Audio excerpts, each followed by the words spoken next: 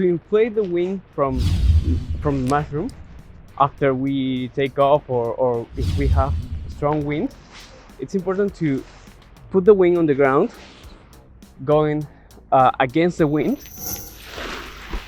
It's important clear a little bit the size of the wing, but the most important part of this way to inflate the wing is letting the middle of the wing, the cells of the middle, clear, facing up and without other lines tangled at the sides or at the tips of the wing.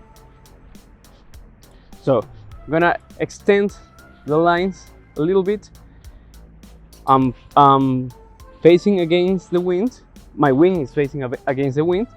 I'm gonna inflate the wing like this with 2 A-bands in one hand, and on my other hand my right brake and the left brake line.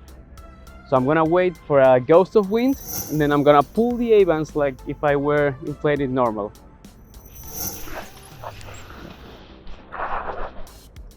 Okay. Now I turn chest to the front and control. This technique is very useful, but you have to know that if you use too much this technique, you're gonna create a little bit of damage on the tips of your wing. It's not it's because of the dragging.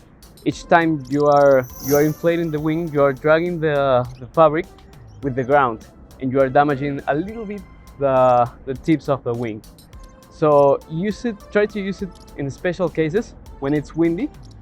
You can use it to avoid that the wing gains too much energy and inflate with too much power.